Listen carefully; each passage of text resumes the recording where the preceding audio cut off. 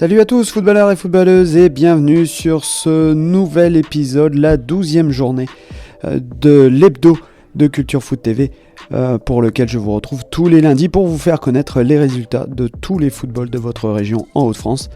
Comme vous le savez, Culture Foot l'hebdo a vocation à devenir l'émission télévisuelle de tous les footballs de proximité. Si vous désirez faire un geste pour permettre à ce projet d'avancer, vous pouvez partager en masse ou nous joindre aux coordonnées indiquées en description de cette émission, voire même les deux. À vous de voir en attendant. On commence cette émission avec les résultats de nos représentants en Ligue 2 avant de passer à nos divisions fédérales et régionales. Les Dunkerquois se déplaçaient à Grenoble, une excellente dynamique pour eux après une victoire à Grenoble grâce à un but opportuniste de Bardelli, victoire 1-0. Amiens recevait Martigues, on espérait mieux qu'un point au stade de la Licorne où les hôtes ont concédé le résultat nul face à un club promu, relégable et en détresse financière. La satisfaction de la soirée reste le but de Léoté qui réussit sa 4e réalisation de la saison en 13 rencontres. Les Picards restent néanmoins dans le haut du classement avec 20 points, tandis que Dunkerque reste sur le podium, proche des places d'accession en Ligue 1. Il totalise 25 points à 2 points seulement du leader parisien. En National 3, l'Iris Club de Croix reste en tête du classement malgré sa défaite à domicile face à l'équipe en forme du moment, l'US Vimy. Les Artésiens se sont imposés 1-2 grâce à un doublé de Théo Lemâtre, permettant à son club de se hisser sur le podium avec 13 points. C'est Riyad Haddad qui a réduit le score en fin de match. Saint-Quentin se relance en infligeant un cinglant 4-0 à Drancy. Les buts inscrits par Milandou, Côté, Bouquedimi et Dorville. Le club remonte en milieu de tableau avec 11 points. En revanche, le promu calaisien s'incline 2-0 à Dieppe pendant que Cassel enchaîne une seconde défaite d'affilée à Charleville, 1-0. Les deux clubs se retrouvent en bas de tableau avec 9 points. Dans l'Alterfoot, on s'intéresse à la seconde ligue féminine avec nos deux clubs nordistes. Les Dogs se sont imposés 1-0 face à Metz grâce à un but d'Elena Darocha. Les Lilloises reviennent à la 4e place avec 13 points. Lens reste en tête du classement malgré son statut d'exempt de la journée. En futsal, Avion continue sur sa lancée après un début de saison manifestement réussi. Victoire 1-4 à Lyon contre Gol Futsal. Les Blancs et Noirs ont rapidement pris l'avantage grâce à Ben Krouf. El Balawi, Kasmi et Zari ont alourdi le score. Mustapha Simoun nous donne son sentiment après cette rencontre. Pour l'instant, tout se passe bien, oui.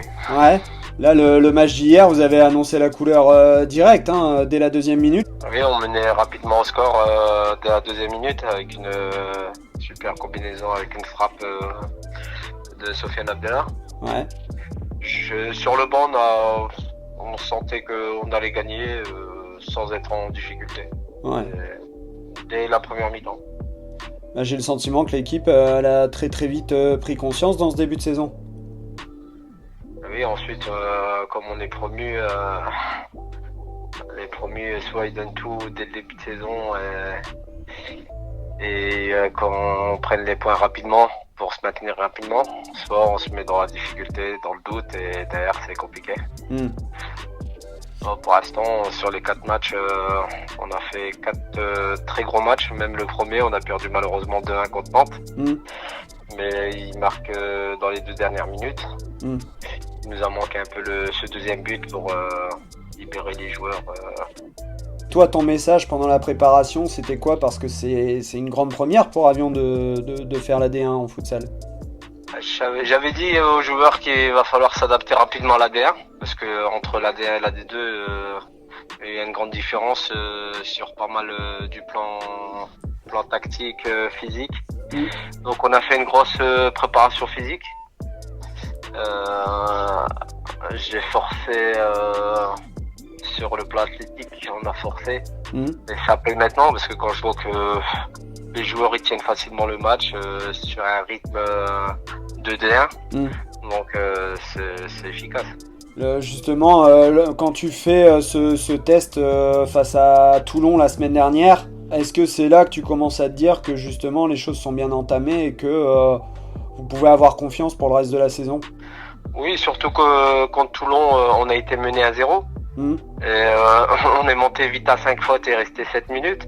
Et derrière, on égalise en première période. Et je savais qu'en deuxième période, on allait tout donner pour arracher cette victoire. Et justement, on a très bien maîtrisé cette deuxième période. Là, Goal Futsal, c'est une équipe qui avait pas trop mal démarré sa saison aussi. Vous étiez à égalité de points, je pense, si je dis pas de bêtises, avant cette rencontre. Donc, j'ai l'impression qu'il y a une espèce d'insouciance chez tes joueurs.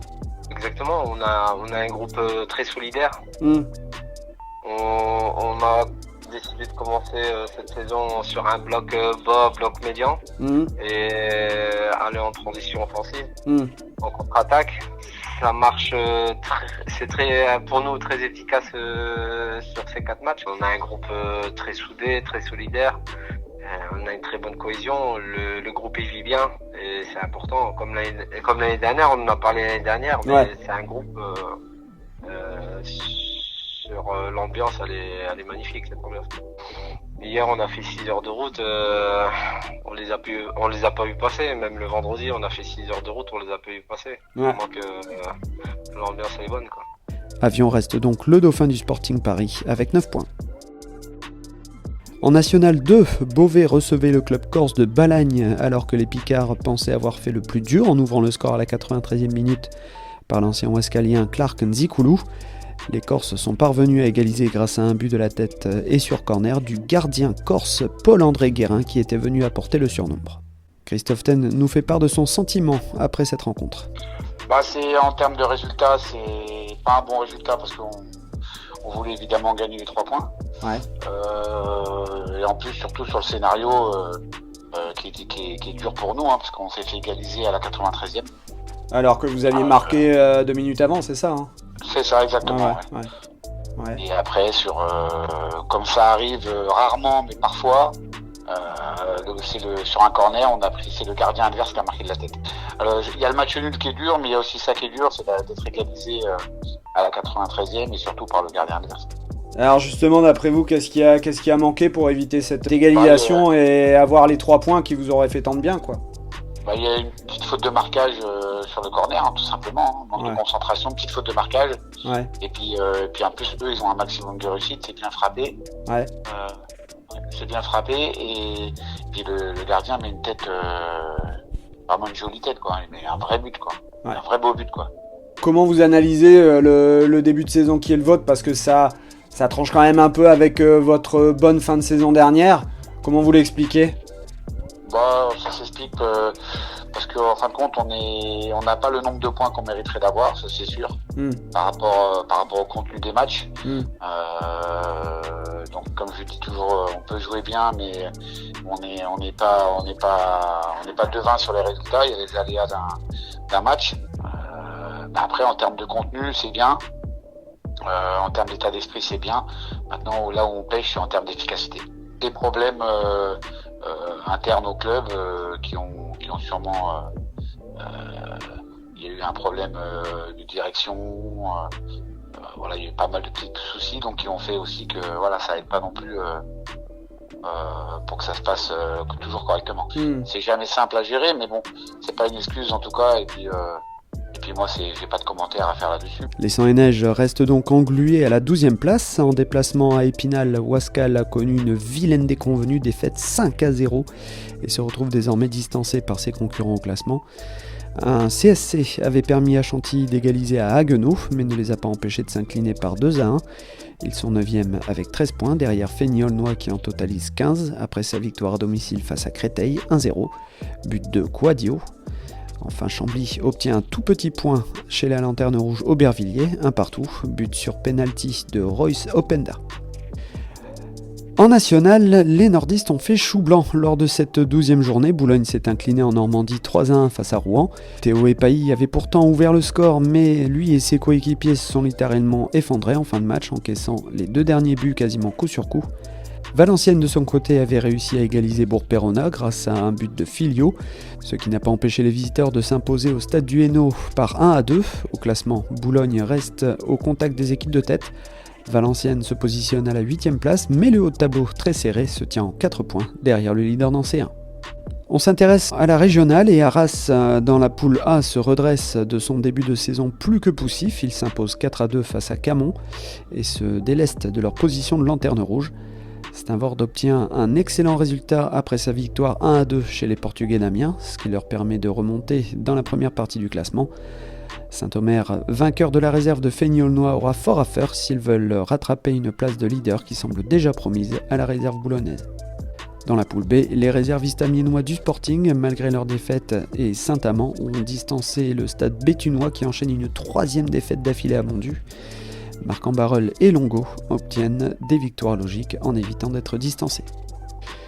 Les affiches du prochain week-end du championnat qui se dérouleront le 22 novembre. En attendant, je vous prépare une épopée aux petits oignons pour la rencontre entre le stade béthunois et l'USL Dunkerque, l'équipe de Ligue 2.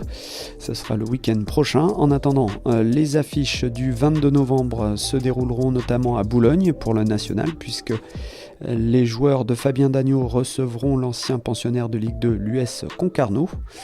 En National 2, l'US Chantilly recevra la SAS Épinal. En National 3, on verra la réserve de Lille se déplacer à Drancy. Dans la seconde ligue féminine, les Lilloises également se déplaceront à Thonon. Et en Régional 1, dans le groupe A, on verra l'affiche entre l'US Tourcoing et l'US Pays de Saint-Omer. Dans le groupe B, le stade béthunois tentera de se relancer face à un ancien pensionnaire de National 3, l'Olympique de Marques. Voilà, footballeurs et footballeuses, je vous remercie d'avoir écouté ce podcast, ce café crème de l'hebdo de Culture Foot TV.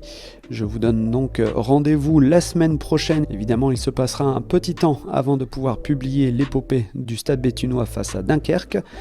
En attendant, je vous donne rendez-vous le 22 novembre prochain pour un nouveau café crème pour les résultats que je viens de vous citer, entre autres.